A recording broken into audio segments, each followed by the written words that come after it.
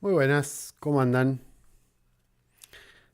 Quizás una porción importante de nuestro pueblo, lo único relevante que vio en la Asamblea General de Naciones Unidas, la 79,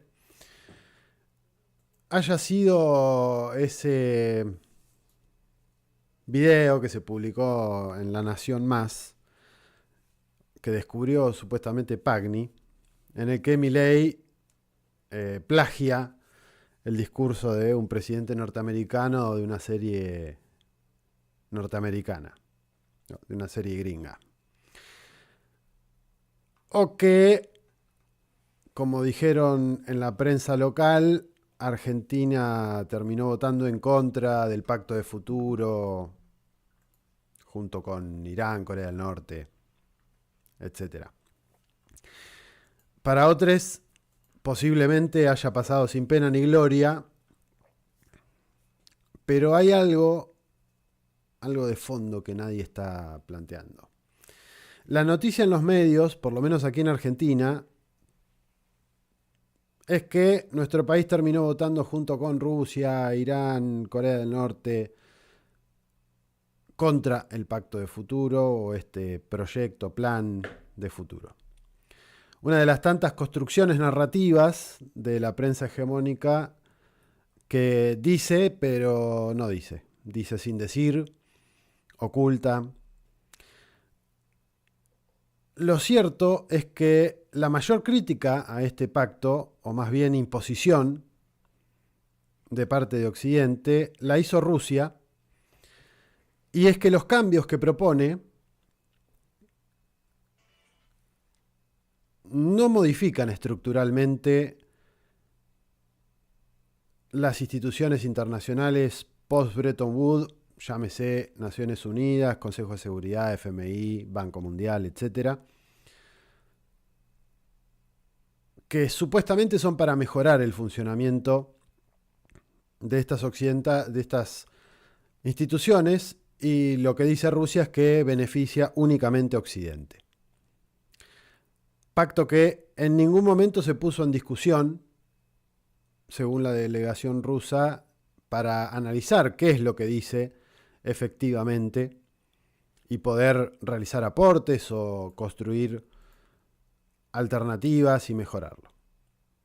Ante ese hecho es que, o sobre ese hecho y la propuesta rusa de hacer modificaciones, es que se votó y fue la imagen que circuló en la que Argentina no había participado de la votación de esa propuesta. De hecho, lo relevante de esto es que dos de los principales miembros del BRICS pusieron o propusieron ese revisar de este pacto impuesto por Occidente.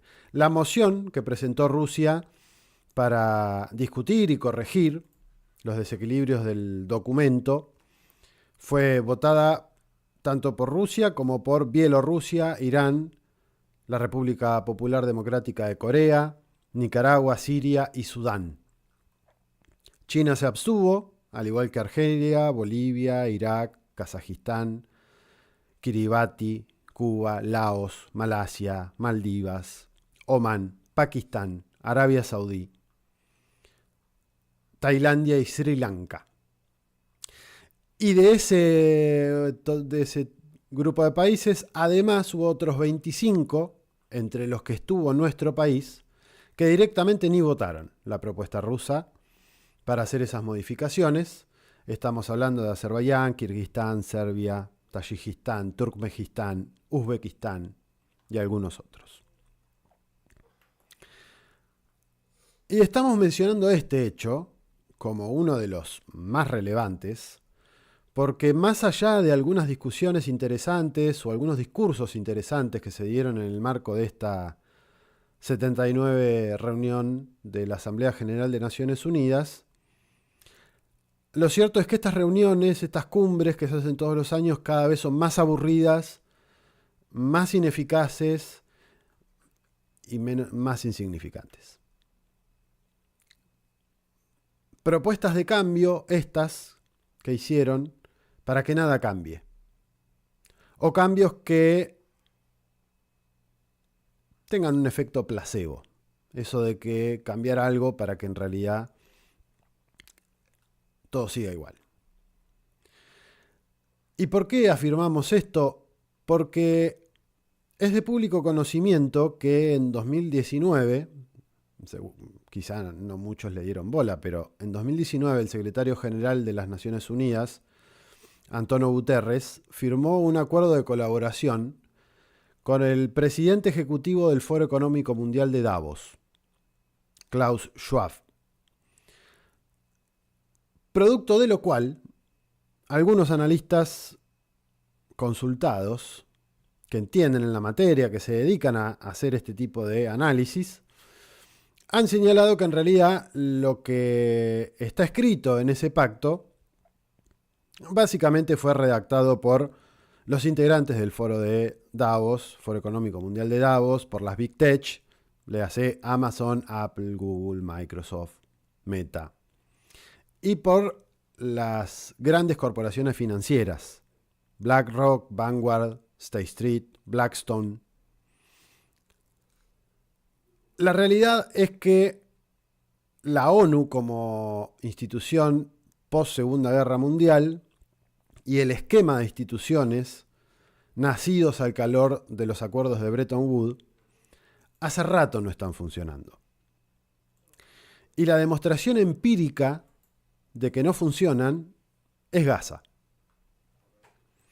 Millones de personas movilizadas a lo largo de todo el mundo hicieron más presión que Antonio Guterres respecto de los crímenes cometidos, que cometió y que sigue cometiendo el ente sionista en Gaza, en Cisjordania, en un primer momento, y en el Líbano después.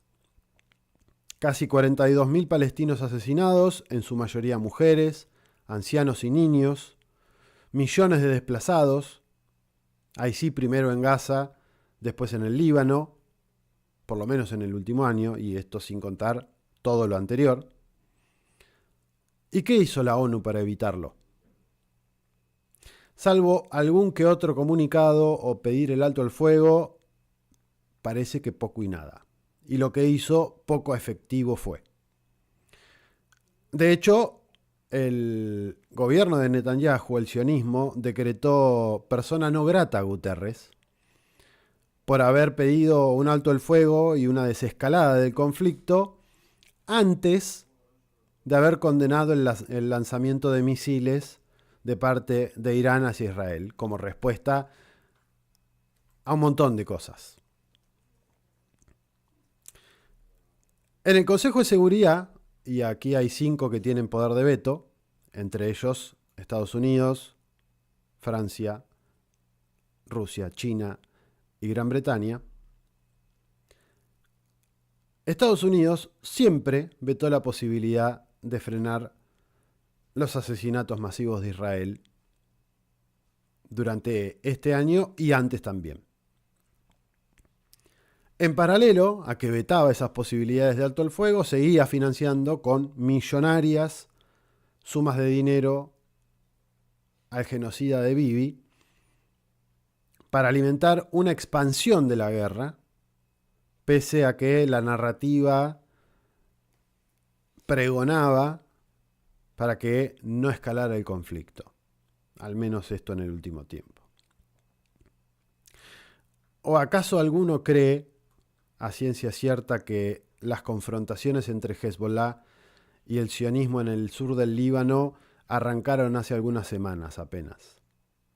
Desde el mismo 8 de diciembre, cuando comenzó la incursión israelí en Gaza, vienen dándose enfrentamientos que fueron en escalada y de lo cual casi nadie hablaba.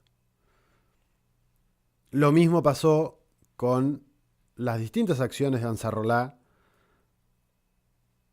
que viene realizando no solamente en el Mar Rojo contra navíos de bandera israelí, norteamericana y británica, sino también incluso con acciones hacia Tel Aviv.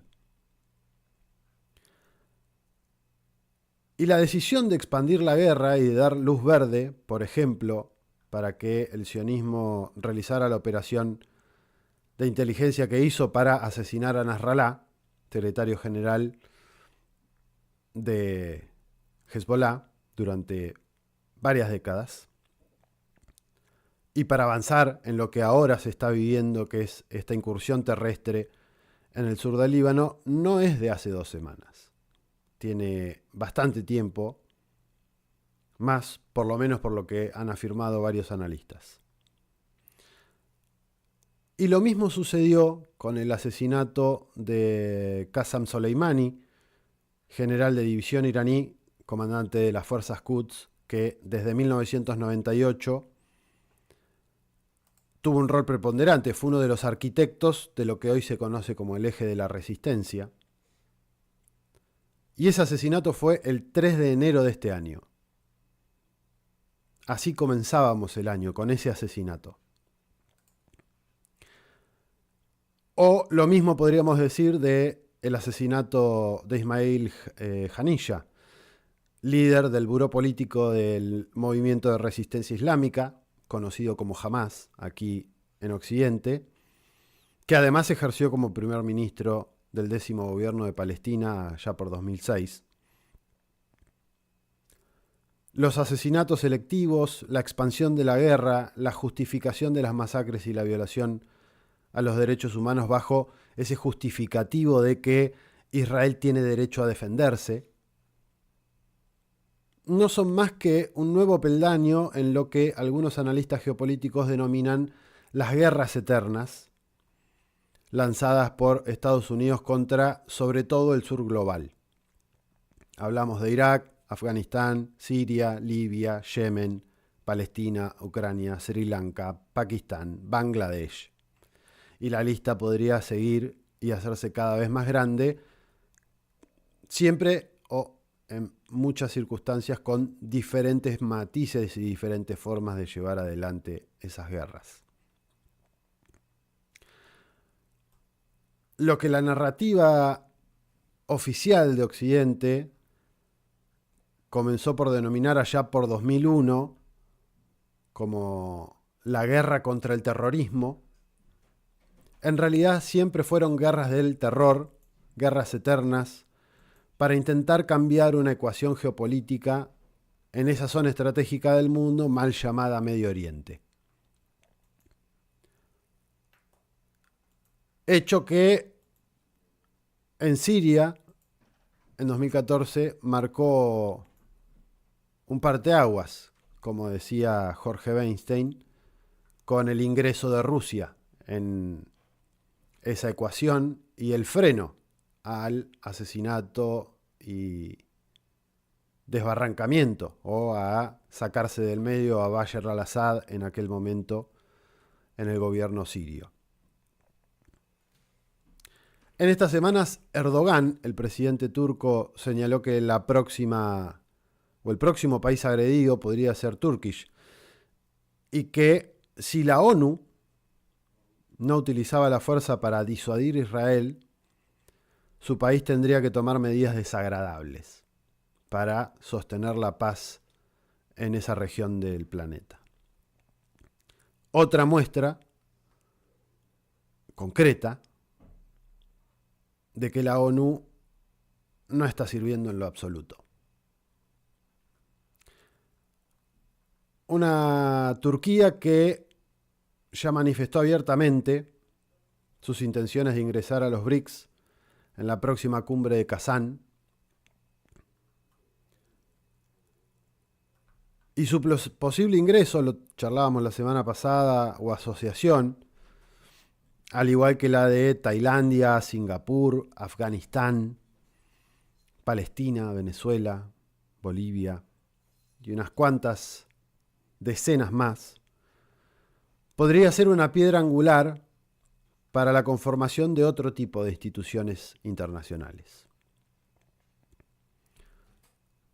De hecho, el presidente bielorruso Lukashenko se animó a afirmar públicamente que la Organización de Cooperación de Shanghái y los BRICS podrían unificarse, dado que tienen el mismo fin, que es crear otro tipo de institucionalidad.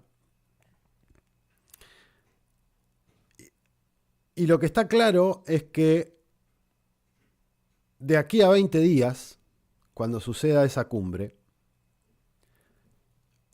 puede pasar cualquier cosa que intente frustrar ese acontecimiento, incluso el mismo día. Sobre todo por la implicancia que puede tener esa cumbre para el occidente colectivo. Imagínense si hicieron explotar unos Vipers y murió mucha gente que era civil, que no tenía nada que ver con la guerra o con el conflicto en el Líbano, entre el sur del Líbano e Israel. ¿Qué podrían hacer en una cumbre de semejante importancia?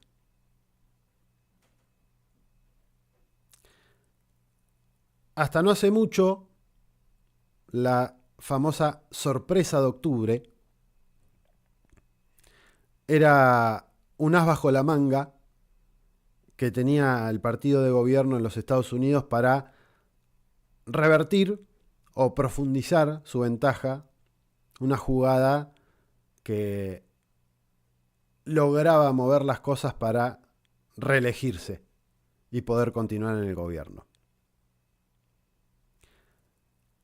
Bueno, parece que esas jugadas de octubre empezaron a manifestarse y esas sorpresas ya no son solo domésticas.